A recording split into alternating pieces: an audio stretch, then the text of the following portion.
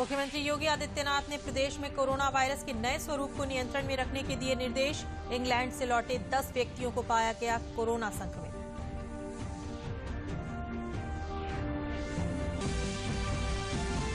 प्रधानमंत्री नरेंद्र मोदी की अध्यक्षता में केंद्रीय मंत्रिमंडल की बैठक में लिए गए महत्वपूर्ण फैसले।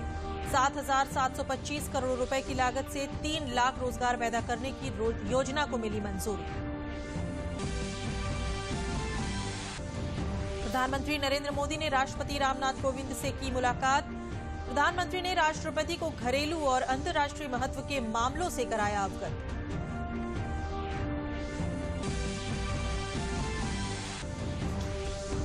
और मुख्यमंत्री योगी आदित्यनाथ ने युवक और महिला मंगल दलों को खेल सामग्री का वितरण किया। कहा, प्रदेश में खिलाड़ियों के लिए बेहतर होंगे खेल के इंतजाम।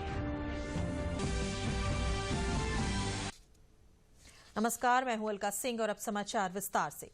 मुख्यमंत्री योगी आदित्यनाथ ने कोरोना वायरस के नए रूप को नियंत्रण में रखने के लिए संबंधित अधिकारियों को सभी आवश्यक कदम उठाने के निर्देश दिए हैं। राज्य सरकार ने हाल ही में इंग्लैंड से लौटे लोगों में पाए जाने वाले कोरोना वायरस के नए रूप की पहचान करने के लिए जीनोम अनुक्रमण की मदद लेने का फैसला किया है। अब तक 10 ऐसे व्यक्तियों को कोरोना से संक्रमित पाया गया है जो हाल ही में इंग्लैंड से लौटे थे।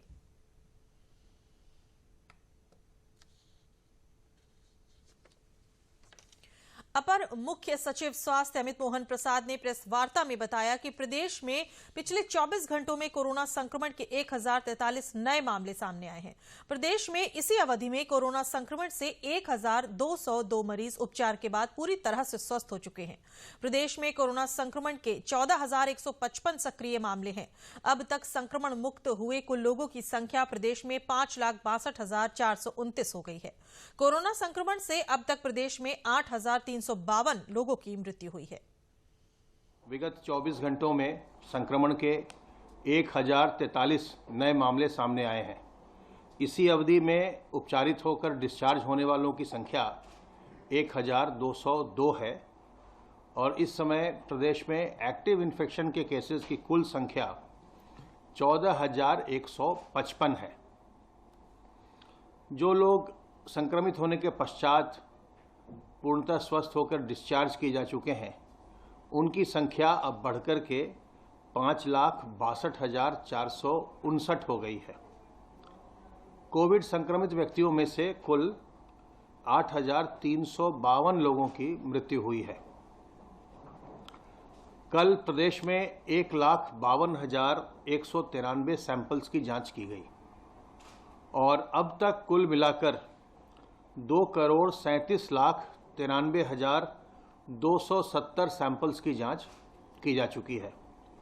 कोई वैक्सीन नहीं आ जाती और जब तक आपको वैक्सीन नहीं लग जाती और जब तक इसकी कोई निश्चित दवा नहीं आ जाती, तब तक बचाव ही सबसे अच्छा उपचार है। और अपने हाथ को साबुन पानी से बार बार धोते रहिए, अपने मुंह और नाक को ढककर रखिए, मास्क से, रुमाल से, गमछे से, दुपट्टे से, और लोगों से 2 गज की दूरी बनाइए। इन सावधानियों का प्रयोग करके अपने आप को आप संक्रमण से बचाए रख सकते हैं। प्रधानमंत्री नरेंद्र मोदी की अध्यक्षता में केंद्रीय मंत्रिमंडल की आज हुई बैठक में कई अहम फैसले लिए गए। केंद्रीय मंत्री प्रकाश जावड़ेकर ने इन फैसलों की जानकारी देते हुए बताया कि 7,725 करोड़ रुपए की लागत से लगभग 3 लाख रोजगार पैदा करने के लिए योजना को मंजूरी मिली है। कृष्णपट्टनम बंदरगाह में 2,139 करोड़ रुपए की लागत से औद्योगिक क्षेत्र का विकास किया जाएगा। उन्होंने बताया कि 2 ट्रेड कॉरिडोर बन रहे हैं जिससे माल ढुलाई अच्छे से होगी। इसके अलावा केंद्रीय मंत्रिमंडल ने एस्टोनिया, पैराग्वे और डोमिनिकन गणराज्य में भारतीय मिशनों को खोलने की मंजूरी दी है। उन्होंने बताया कि बैठक में भारत और भूटान के बीच आउटर स्पेस के शांतिपूर्ण इस्तेमाल को लेकर हुए MOU को मंजूरी दी गई।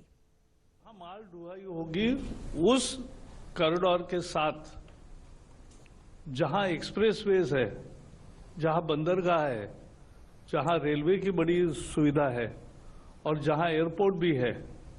ऐसे जगह औद्योगिक शहरों का, क्षेत्रों का विकास करने का एक महत्वपूर्ण निर्णय कैबिनेट इकोनॉमिक अफेयर्स ने लिया है। तो 7,725 करोड़ के लागत से और जिससे लगभग 3 लाख रोजगार पैदा होंगे। ऐसी योजना को आज मंजूरी मिली है। कृष्णपट्टनम जो बंदरगाह है पूर्व में, वहां 2139 करोड़ के लागत से ये औद्योगिक प्रक्षेत्र का विकास होगा। तुमकुर में 1701 करोड़ के लागत से कर्नाटक में है। ये industrial Chennai Bangalore industrial corridor जो है, चेन्नई बंगलोर के बीच में जो सारा इंडस्ट्री का विकास होना है, उसके ये दो महत्वपूर्ण आधार है। तीसरा, दादरी में मल्टी मॉडल लॉजिस्टिक जोन तैयार करने की योजना है।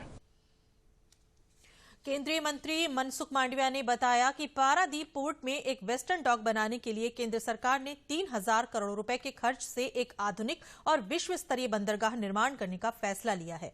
कैबिनेट ने आज आकाश मिसाइल सिस्टम के निर्यात को भी मंजूरी दी। 18 मीटर ड्राफ्ट वाला एक डॉक बनाने जा रहे हैं। 3000 करोड़ खर्च से बनने वाले इस डॉक में कैप वेसल्स आ पाएगी। डॉक बनेगा तो उसका बहुत बड़ा फायदा है। मोदी जी के ये विचारों को उससे चरितार्थ होना है कि ईस्टर्न कोस्ट, ईस्टर्न पार्ट मतलब पारादीप, ये पूर्वोदय का द्वीप बनेगा। केंद्रीय मंत्री धर्मेंद्र प्रधान ने फैसलों की जानकारी देते हुए बताया कि देश में पहली पीढ़ी एथेनॉल के उत्पादन के लिए संशोधित योजना को मंजूरी दे दी है।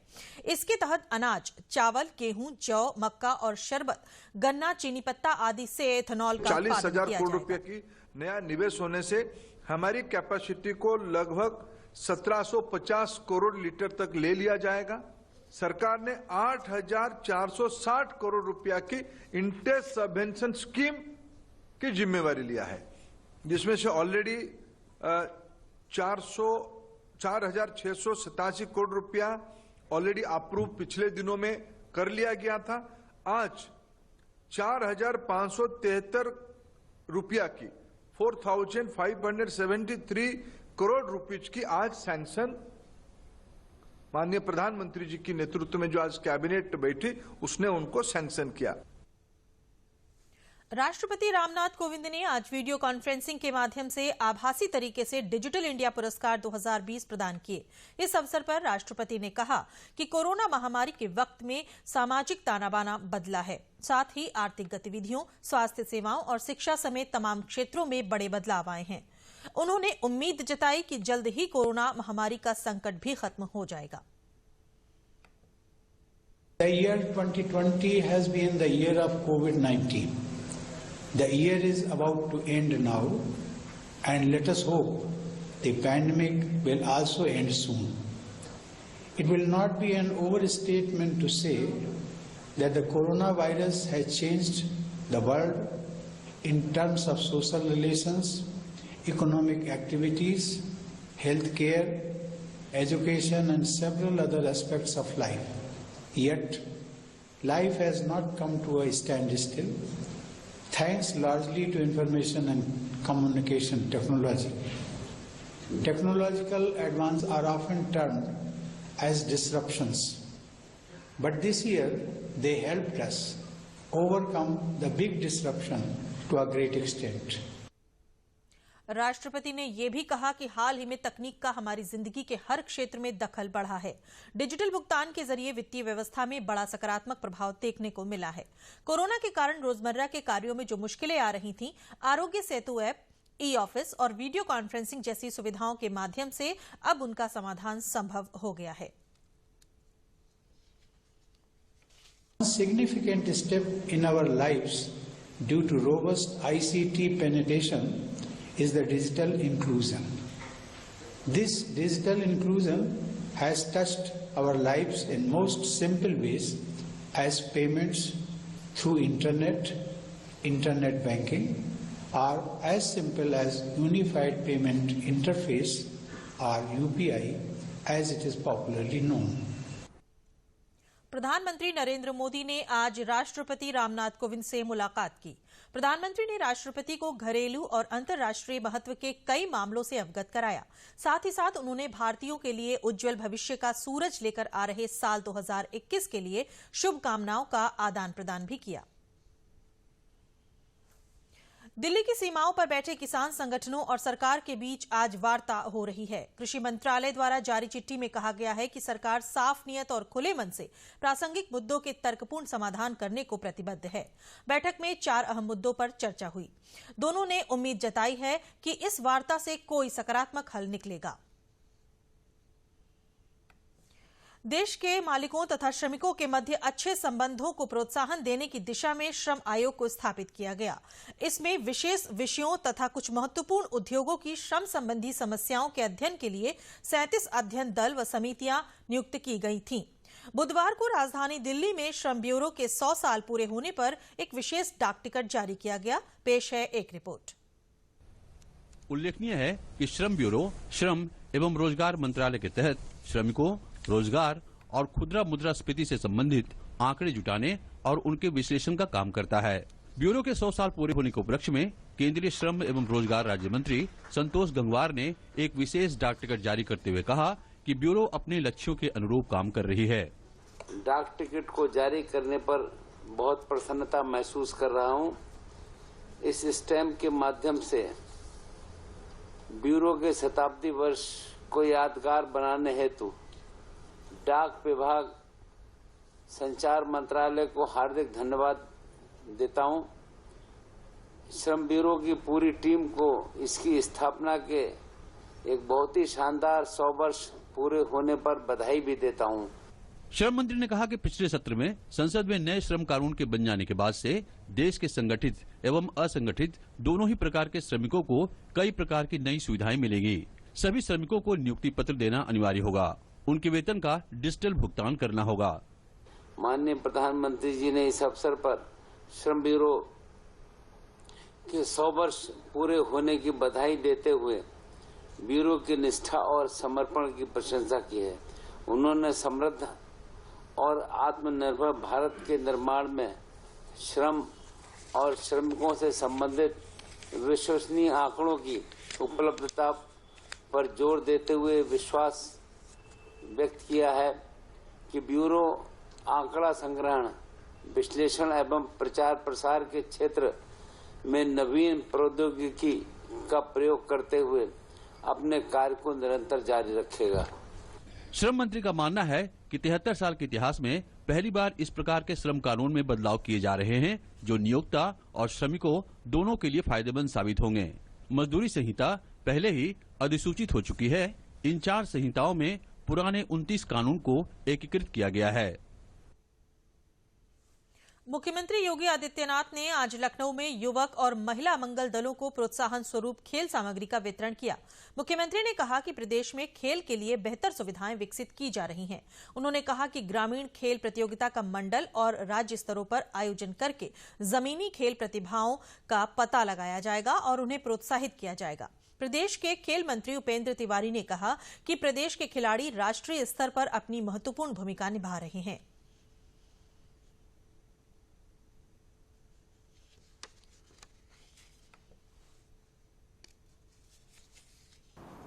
मुझे बताते हुए प्रसन्नता है कि प्रदेश के अंदर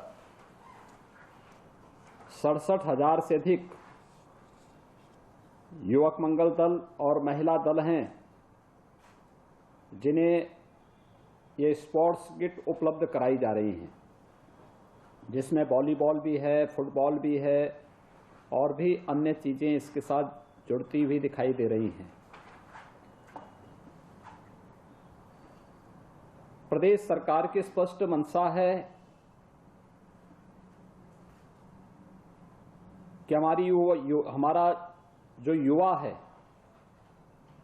वह राष्ट्र शक्ति का प्रतीक है। एक युवक कल का नहीं आज का नागरिक है। आज उसका दृष्टिकोण अगर सकारात्मक है तो अपनी ऊर्जा और अपनी प्रतिभा के माध्यम से आज ही उज्जवल भविष्य की नींव भी रख देगा, जो किसी भी समाज और अंततः राष्ट्र के लिए बहुत ही उपयोगी साबित होगा। और इस दृष्टि से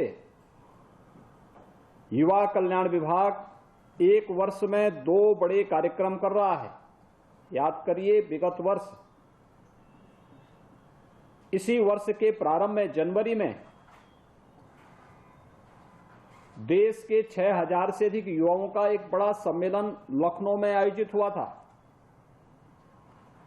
अब तक का ये सबसे बड़ा युवा कुंभ था और आज हर जनपद में हमारे मंत्रियों, जनप्रतिनिधियों के कर कमलों से युवक मंगल दल और महिला दलों को वहां पर खेल की सामग्री उपलब्ध कराने का एक जो बृहद अभियान युवा कल्याण विभाग के द्वारा प्रारंभ किया गया है, मैं इसके लिए सभी युवक मंगल दल और महिला दलों का हृदय से अभिनंदन करते हुए उन्हें बधाई देता हूं, अपनी शुभकामनाएं देता हूं। युवक मंगल दल के प्रेरणा लेकर के इसमें यूथ अवार्ड मिलता है इनको। स्वामी विवेकानंद जी की जयंती पे इनका पिछली बार आपने देखा कि यूथ फेस्टिवल हुआ था, जिसमें पूरे देश से हजारों की संख्या में नौजवान आए थे और अद्भुत कार्यक्रम था।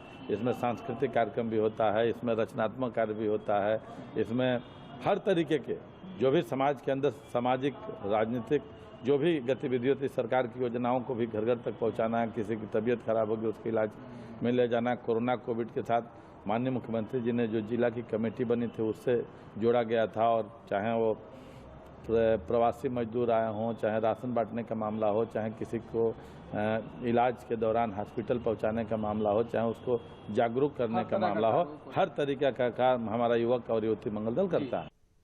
ग्रामीण क्षेत्रों में बालक बालिकाओं को प्रोत्साहित करने के लिए प्रयागराज में प्रदेश के मंत्री सिद्धार्थ नाथ सिंह ने युवक मंगल दल के लोगों को खेल प्रोत्साहन किट का वितरण किया।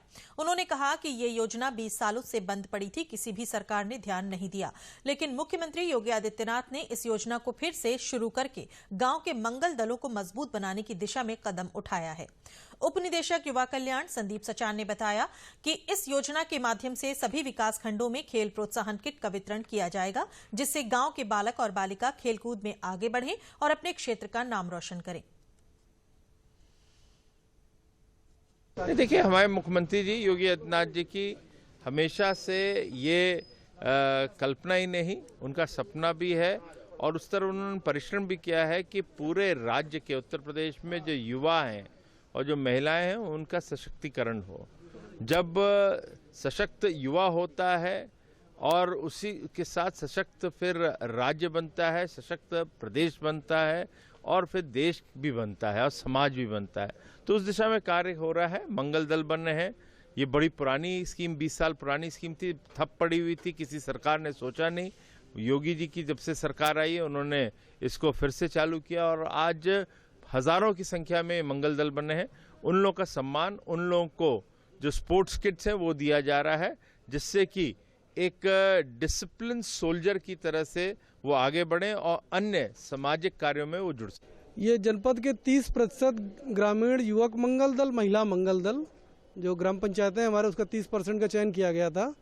तो 795 युवक मंगल दल, महिला मंगल दल को आज ये खेल प्रोत्साहन किट देने की शुरुआत की गई। इसके तहत एनआईसी में आज 5 युवक मंगल दल, महिला मंगल दल के सदस्यों को आमंत्रित किया गया था। उनके 10 सदस्यों को माननीय मंत्री जी श्री सिद्धार्थ नाथ सिंह जी के कर कमलों से आज माननीय विधायकों की उपस्थिति में, जिलाधिकारी महोदय की उपस्थिति में ये शुभारंभ। उत्तर प्रदेश हिंदी संस्थान का 44वां स्थापना दिवस आज लखनऊ में मनाया गया। इस मौके पर व्याख्यान और काव्य गोष्ठी का आयोजन किया गया। कार्यक्रम की अध्यक्षता हिंदी संस्थान के कार्यकारी अध्यक्ष डॉक्टर सदानंद प्रसाद गुप्ता ने की। उन्होंने कहा कि हिंदी के महत्व को देर से समझा गया है और हमें बच्चों को शुरू से ही हिंदी किताबें पढ़ने एवं हिंदी में बात करने के लिए प्रोत्साहित करना चाहिए, क्योंकि ये वो आदत है जो बचपन से ही विकसित की जा सकती है। कार्यक्रम के मुख्य अतिथि वरिष्ठ साहित्यकार सुर प्रसाद दीक्षित ने पूर्व प्रधानमंत्री अटल बिहारी वाजपेयी की कविताओं की प्रस्तुति की। उन्होंने कहा कि हिंदी भाषा के प्रयोग में हमें कमतर महसूस न करके इसका गर्व के साथ प्रयोग करना चाहिए और आने वाली पीढ़ी को भी हिंदी को अपनाने के लिए जागरूक करना चाहिए।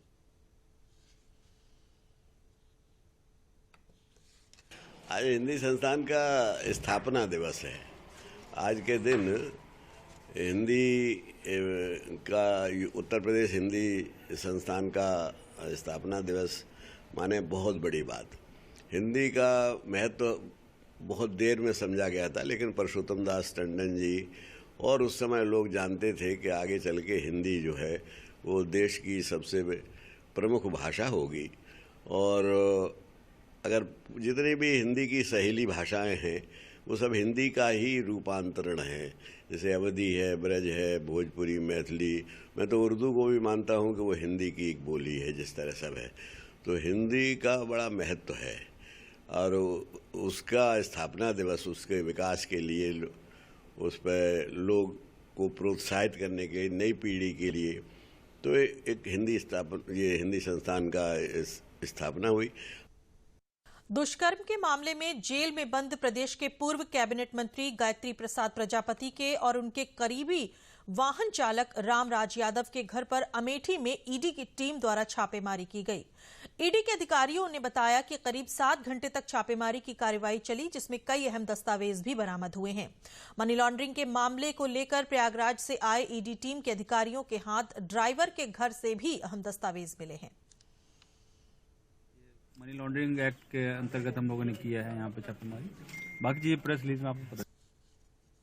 उन्नाव में महिलाओं एवं बालिकाओं की सुरक्षा, सम्मान और स्वावलंबन हेतु मिशन शक्ति कार्यक्रम का आयोजन किया गया, जिसमें प्रदेश के श्रम मंत्री स्वामी प्रसाद मौर्य सहित सभी विधायक मौजूद रहे। इस मौके पर वक्ताओं ने महिलाओं और बालिकाओं की सुरक्षा और स्वावलंबन के लिए प्रदेश सरकार द्वारा चलाई जा रही योजनाओं की जानकारी दी। श्रम मंत्री स्वामी प्रसाद मौर्य ने बताया कि सरकार द्वारा श्रमिकों के बच्चों को पढ़ाने के लिए कक्षा 1 से 5 तक के बच्चों को 150 रुपए महीना, कक्षा 6 से 10 तक के बच्चों को 200 रुपया महीना, कक्षा 11 से 12 तक के बच्चों को 250 रुपया महीना, स्नातक के बच्चों को 1000 रुपया महीना और परास्नातक के विद्यार्थियों को 2000 रुपए महीना दिया जाता है। वहीं श्रमिकों का जो बच्चा इंजीनियरिंग की तैयारी करेगा उसे 5000 रुपया महीना तथा मेडिकल की तैयारी करने वाले श्रमिकों के बच्चों को सरकार 10,000 रुपए महीने की छात्रवृत्ति दे रही है।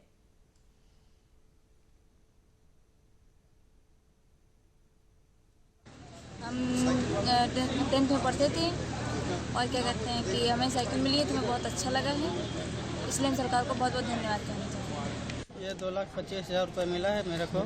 ये मेरी पत्नी की मृत्यु हुई थी, उसका पैसा मेरे को मिला है। ये सब सरकार की तरफ से मिला है। अंत में प्रमुख समाचार एक बार फिर। मुख्यमंत्री योगी आदित्यनाथ ने प्रदेश में कोरोना वायरस के नए स्वरूप को नियंत्रण में रखने के दिए निर्देश। इंग्लैंड से लौटे 10 व्यक्तियों को पाया गया कोरोना संक्रमित।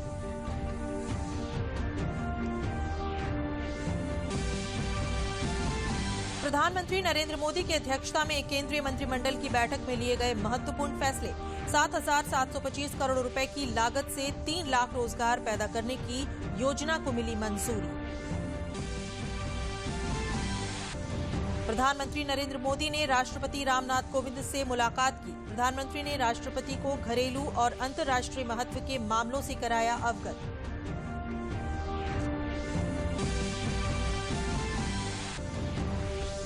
और मुख्यमंत्री योगी आदित्यनाथ ने युवक और महिला मंगल दलों को खेल सामग्री का वितरण किया। कहा, प्रदेश में खिलाड़ियों के लिए बेहतर होंगे खेल के इंतजाम। इसी के साथ समाचार समाप्त हुए। नमस्कार।